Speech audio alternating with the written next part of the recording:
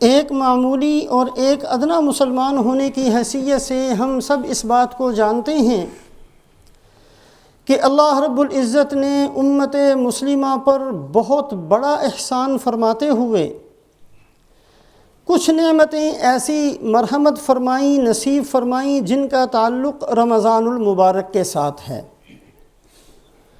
رمضان المبارک کے اندر اس امت کے لیے سرکش شیاطین کو قید کر دیا جاتا ہے۔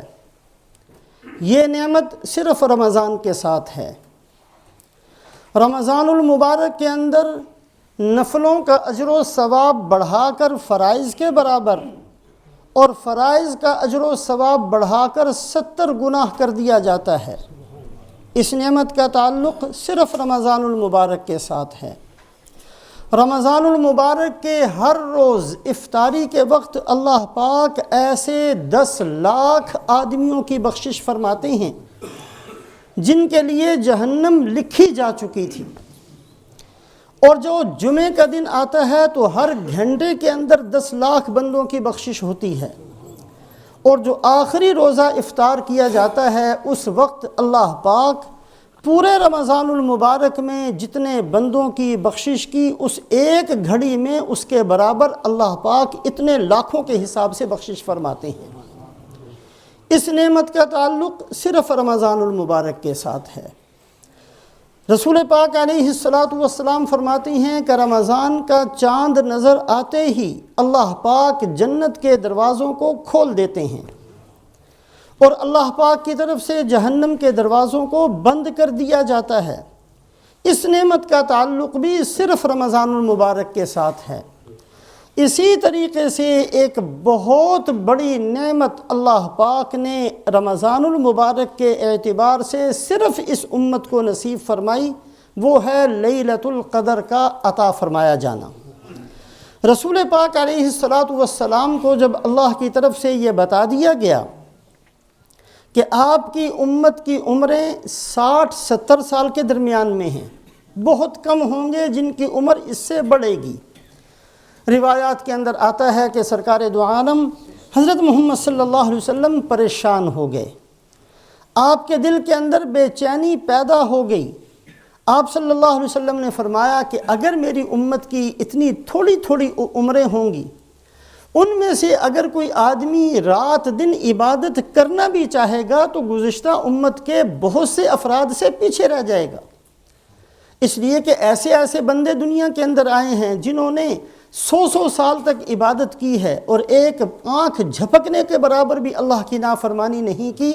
میری امت کی عمریں تو بہت تھوڑی ہیں، اگر ان میں سے کوئی عبادت کرنا بھی چاہے، ہر وقت سجدے میں سر رکھنا بھی چاہے، ہر وقت روزہ رکھنا بھی چاہے، سب کچھ چھوڑ چھاڑ کر اللہ کی طرف متوجہ بھی ہو جائے، عمر اتنی تھوڑی ہے کہ آخر کتنے کی عبادت کر لے گا۔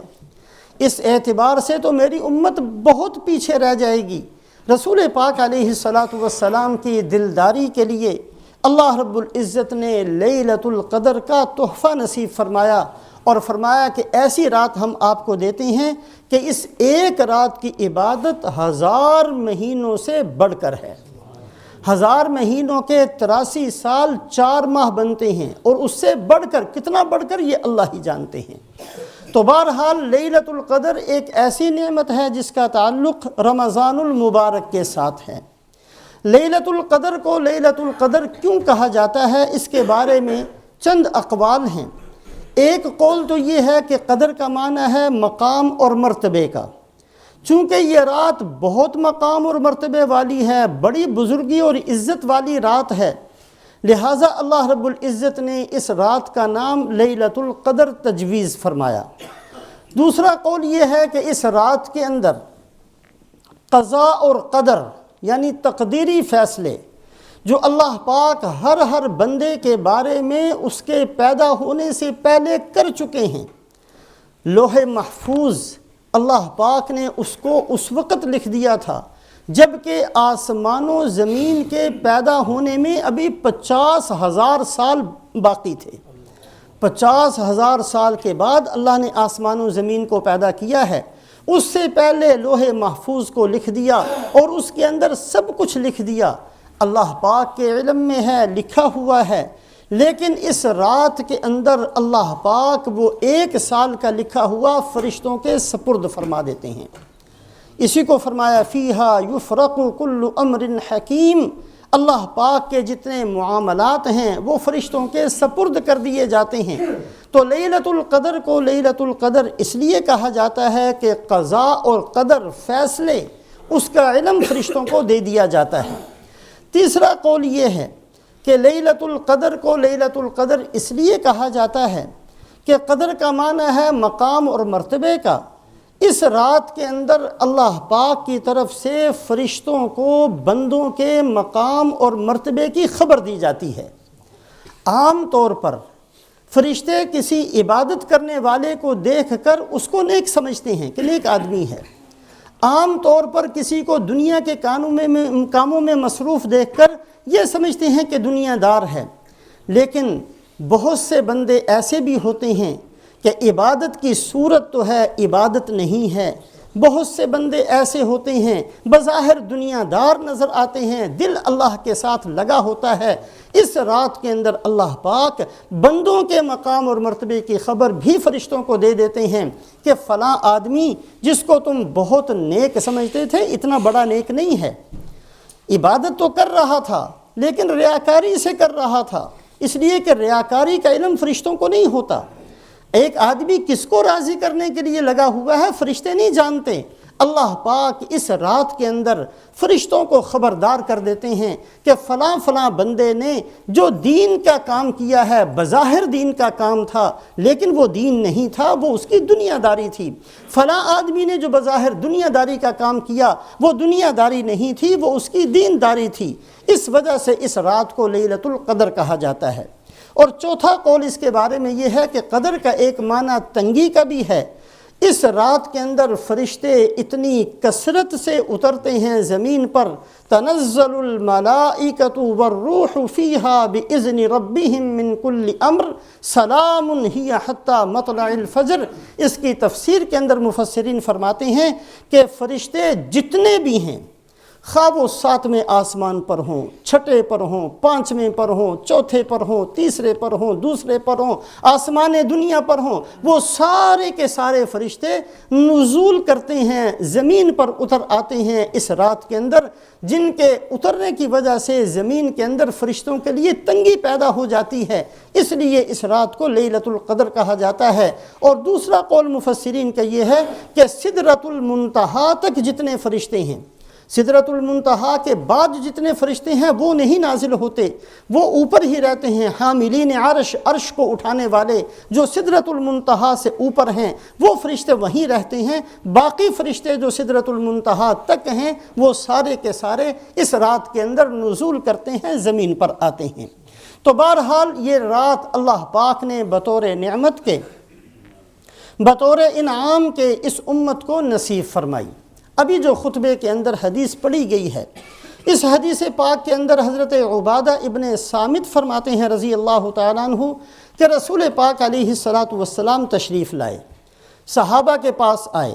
نیت آنے کی یہ تھی کہ آپ صلی اللہ علیہ وسلم بتلانا چاہتے تھے کہ لیلۃ القدر کس رات میں ہے، کون سی رات میں لیلۃ القدر ہے، کس رات کی عبادت کرو، کس رات کو جاگو، کس رات کی عظمت ہے، کس رات کا مرتبہ ہے۔ یہ باتیں بتانے کے لیے رسول پاک علیہ السلام نکلے ہیں، اور صحابہ کے پاس جب تشریف لائے، راستے میں دیکھا کہ 2 مسلمان آپس میں جھگڑ رہے تھے۔ آپ صلی اللہ علیہ وسلم صحابہ کے پاس پہنچے ہیں اور فرمایا خرجت اخبرکم بلیلۃ القدر فتلاحا فلان وفلان فرفعت۔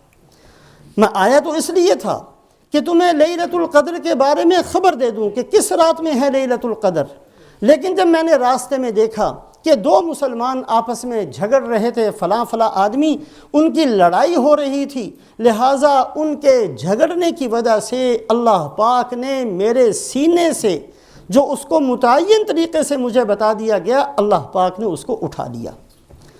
اتنی بڑی خیر سے جو رسول پاک علیہ السلام کی تشریف آوری کا سبب تھی، آپ بتانا چاہتے تھے، اس لڑائی جھگڑے کی وجہ سے اللہ پاک نے اس کی تعیین کو ختم فرما دیا۔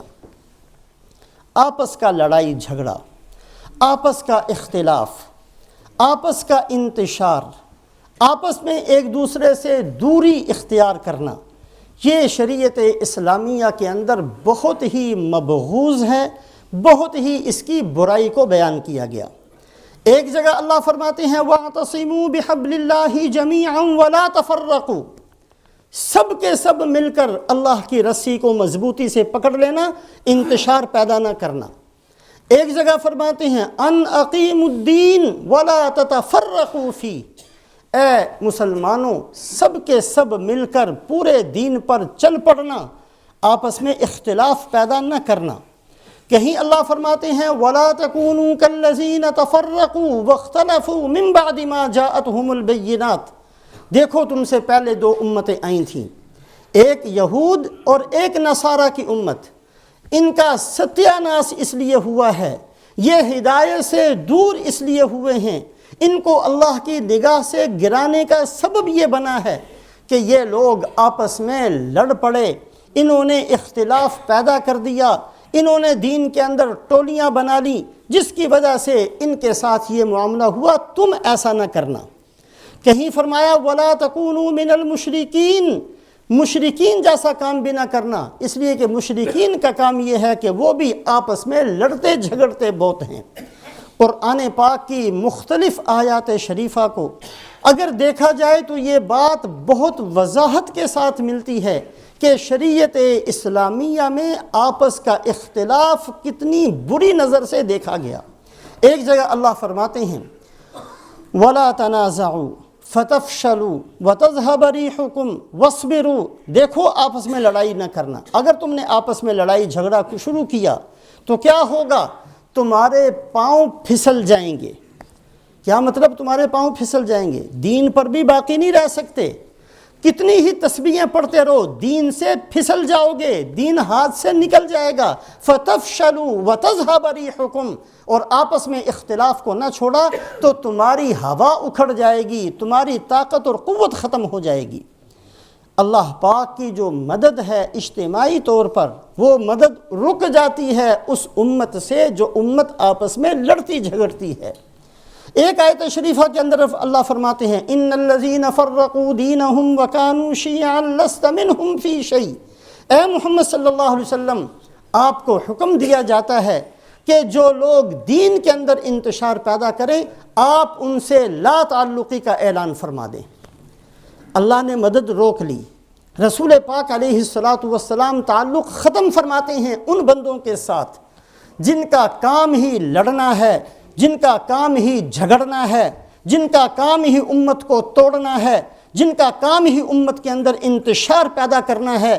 اللہ رب العزت اپنے نبی کو حکم فرماتے ہیں اے محمد صلی اللہ علیہ وسلم لست منہم فی شیء، آپ اعلان فرما دیجئے ایسے لوگوں کے ساتھ میرا کوئی تعلق نہیں۔